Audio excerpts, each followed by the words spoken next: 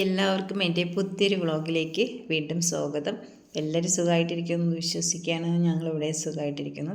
അപ്പോൾ ഇന്ന് രാവിലെ മക്കൾക്കൊക്കെ അവധി ആയ ദിവസമാണ് കേട്ടോ. അപ്പോൾ അധികം തിരക്കൊന്നുമില്ല, സമാധാനത്തോടെ രാവിലെ ചായയൊക്കെ ഇട്ട് കുടിച്ച് പിന്നെ പുറത്ത് വന്ന് കോഴിയെ ഒന്ന് തുറന്നു വിട്ട് പിന്നെ നമ്മുടെ മുയലിന് പുല്ല് ഭക്ഷണമൊക്കെ കൊടുക്കണം. അങ്ങനെ ഞാൻ രാവിലെ ഇങ്ങോട്ട് വന്നേട്ടാ. അപ്പോൾ കോഴിക്ക് ഞാൻ രാവിലെ തുറന്നു വിടണമെങ്കിൽ ഇതുപോലെ വാഴയില എന്തെങ്കിലും ഇട്ട് കൊടുക്കും കേട്ടോ. നമ്മുടെ ചൂട് സമയമില്ല, അപ്പോൾ അവർക്ക് ഇതുപോലെ എന്തെങ്കിലുമൊക്കെ ഇല കൊടുക്കുന്നത് നല്ലതാണ് കേട്ടോ. പക്ഷേ ഇപ്പോൾ സ്കൂൾ അവധി ആയതുകൊണ്ടാണ് ഞാൻ രാവിലെ ഇറങ്ങിയില്ലെങ്കിൽ രാവിലത്തെ ബ്രേക്ക്ഫാസ്റ്റും സ്കൂളിൽ പോണ തിരക്കൊക്കെ കഴിഞ്ഞിട്ട് മാത്രമേ ഇറങ്ങാൻ പറ്റുള്ളൂ. ഇപ്പോൾ പിന്നെ ഇനി 2 മാസം ഫ്രീ ആണല്ലോ രാവിലെ എല്ലാ വീട്ടിലെ അമ്മമാർക്കും ഇതായിരിക്കും. അപ്പം നമുക്ക് ഇതുപോലുള്ള ഇതൊക്കെ ചെയ്തിട്ട് കിച്ചണിൽ കയറിയാൽ മതിയല്ലോ. അങ്ങനെ ഞാൻ അതെല്ലാം നോക്കി അവരെയൊക്കെ ഒന്ന് നോക്കി ഇട്ട് അകത്ത് കയറാമെന്ന് വിചാരിച്ചിട്ട് ബ്രേക്ക്ഫാസ്റ്റൊക്കെ ഉണ്ടാക്കുക. അപ്പം മുയൽക്കൂട്ടന്മാർ നമ്മുടെ കോഴിയുടെ കൂട്ടിനകത്താണ് ഇട്ടേക്കുന്നത് കേട്ടോ. എന്തെന്ന് വെച്ചാൽ അവർക്കുള്ള കൂട് റെഡിയാക്കിയില്ല, അതുകൊണ്ടാണ്.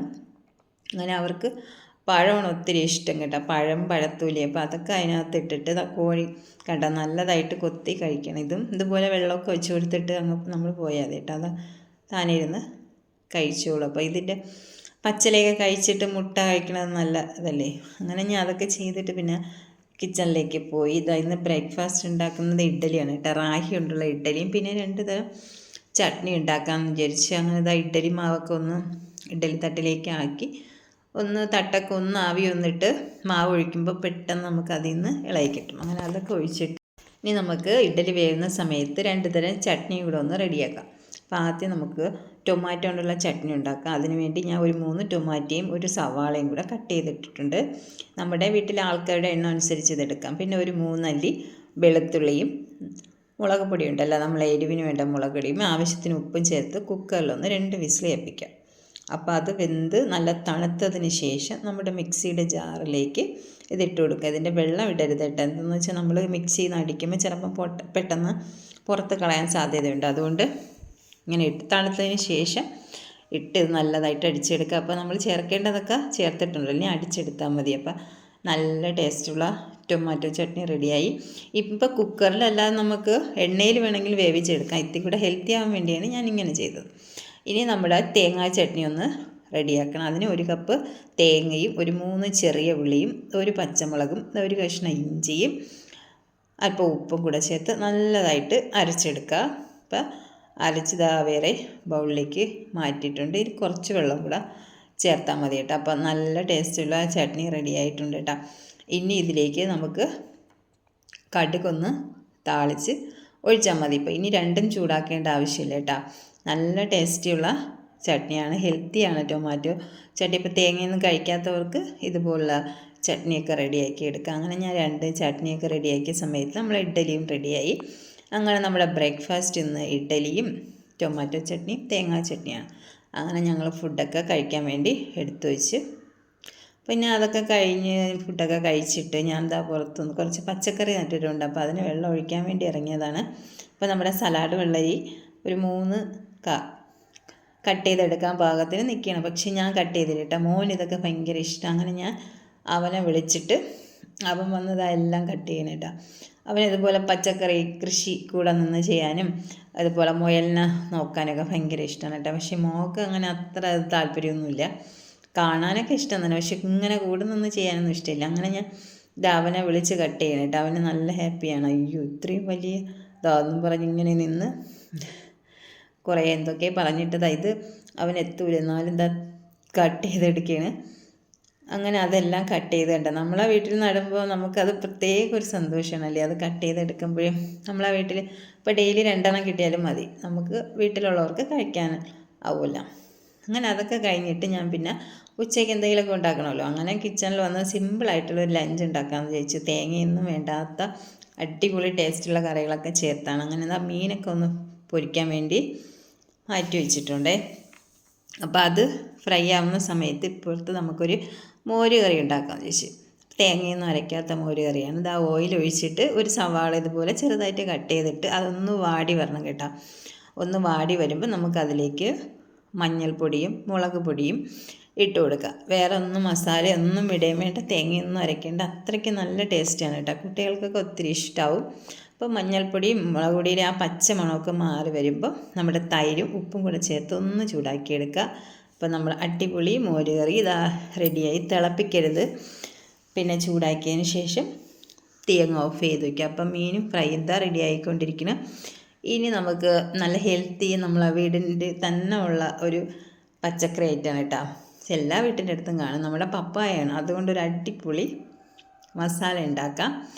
അതിന് വേണ്ടി ഇതാ ചട്ടിയിൽ ഓയിൽ ഒഴിച്ച് ഒരു കഷ്ണം ഇഞ്ചിയും വെളുത്തുള്ളിയും ചെറിയ ഉള്ളിയും കൂടെ ഒന്ന് ചതച്ച് ഒന്ന് മൂപ്പിച്ചെടുക്കാം. ഒന്ന് മൂപ്പിച്ചെടുത്തതിന് ശേഷം നമ്മുടെ പപ്പായ ഉണ്ടല്ലോ ഇതുപോലെ ചെറുതായിട്ട് കട്ട് ചെയ്ത് നല്ലതായിട്ട് കഴുകി അതിൻ്റെ കറയൊക്കെ മാറ്റിയിട്ട് ഞാൻ വച്ചിട്ടുള്ളതാണ്. അപ്പോൾ അതും കൂടെ ഇതിലേക്ക് ഒന്ന് മിക്സ് ചെയ്ത് കൊടുക്കുക. ഇനിയിപ്പോൾ ഇതിൽ വേവിക്കാൻ പാടുള്ളവർ നമുക്ക് പപ്പായ കുക്കറിൽ വേവിച്ചിട്ട് ഇതുപോലെ ഇതിലേക്ക് ചേർത്ത് കൊടുക്കാവുന്നത്. അപ്പോൾ പെട്ടെന്ന് വെന്ത് കിട്ടും ഇതിനേക്കാൾ. ഇനിതാ കുറച്ച് മഞ്ഞൾപ്പൊടിയും ഉപ്പും കൂടെ ചേർത്ത് മിക്സ് ചെയ്ത് ഒരു 1/4 ഗ്ലാസ് വെള്ളം ഉണ്ടല്ലോ, അപ്പോൾ ഇത് വേവാതെ ഇല്ലഞ്ഞിട്ട്, അപ്പോൾ അത് വേവുന്നതിന് വേണ്ടിയുള്ള വെള്ളം കൂടെ ഒഴിച്ച് ഒന്ന് മൂടി വെച്ച് ഒരു 10 മിനിറ്റ് ആകുമ്പോൾ വെന്ത് കിട്ടും. പിന്നെ കുക്കറിലാണെങ്കിൽ പിന്നെ അതിൻ്റെ ആവശ്യമില്ല, പെട്ടെന്നൊന്ന് മിക്സ് ചെയ്തെടുത്താൽ മതി. ഇനി ഇതാ നല്ലതായിട്ട് പപ്പായ വെന്ത് വന്നിട്ടുണ്ട്. ഇതിലേക്ക് കുറച്ച് മുളക് പൊടിയും മല്ലിപ്പൊടിയും നമ്മുടെ ഗരം മസാല ഉണ്ടല്ലോ അതും കൂടെ ഇട്ട് ഒന്ന് മിക്സ് ചെയ്ത് എടുക്കുക. അപ്പം നല്ല ടേസ്റ്റാണ് കേട്ടോ.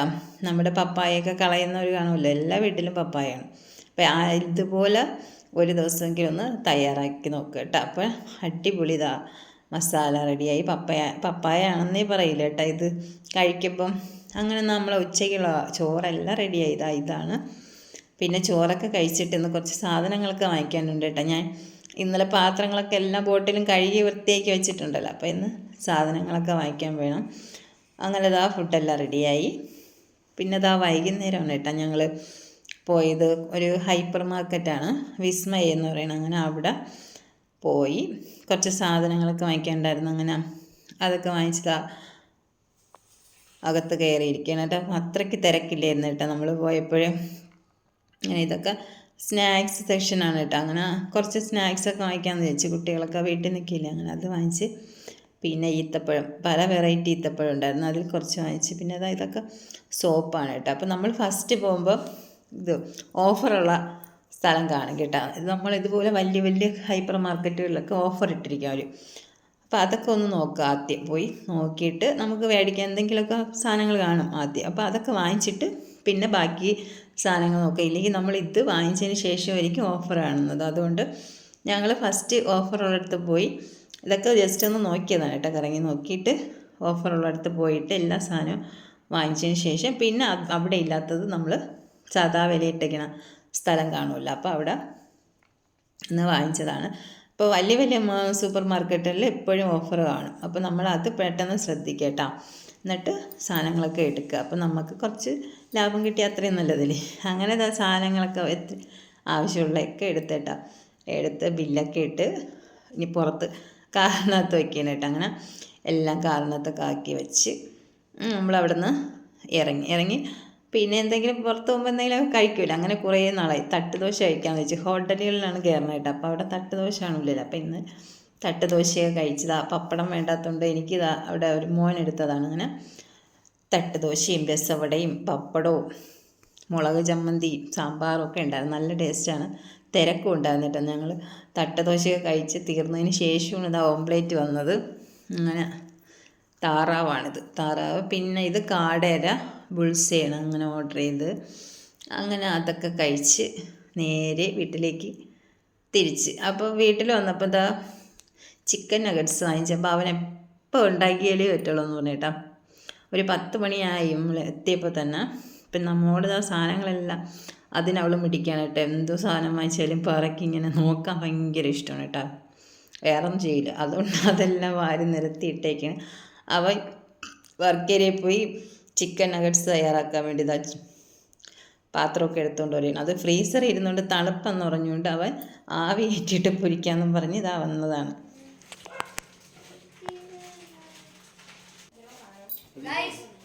ചിക്കൻ പൊരിക്കാനാണ് പോകുന്നത്. കണ്ടോ, ഇതിനകത്ത് കുറേ പീസ് ഓഫ് ചിക്കൻസ് ഉണ്ട്. ഇത് അടയൂലമ്മ. ഒരു കാര്യം ചെയ്യ്. എനിക്ക് കുറേ ഉണ്ട് തുറന്ന് നോക്ക്. നമ്മളെ പൊരിക്കാം റബ്ബർ ബാൻഡ് കഴിഞ്ഞിട്ട്. ആവി ആയിട്ട് പൊരിക്കാം വേണ്ട. ചിക്കൻ പേരതിരിക്കാൻ ഇല്ലടാ. ചീസാലും ചിക്കൻ നഗറ്റ്സ് ഞങ്ങൾ പൊരിക്കാൻ പോയി പിന്നെ ചോക്കോസ് അടിച്ച് ഇത്രയാണ് നമ്മൾ വാങ്ങിച്ചത്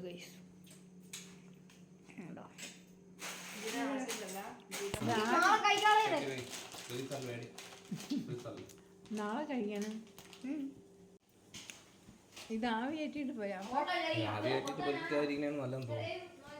ഒരു കാര്യം വെള്ളമില്ലായിരിക്കും മതി ഓഫ് നീ എണ്ണ എടുത്തിട്ടാണേല് ഇത് ഓഫ് ചെയ്യ്. ഇല്ല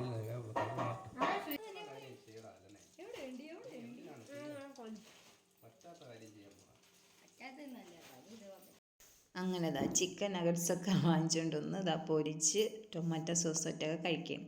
അപ്പോൾ ഇന്നത്തെ വീഡിയോ വിശേഷം പാചകം എല്ലാം ഇഷ്ടപ്പെട്ടു എന്ന് വിശ്വസിക്കുകയാണ്.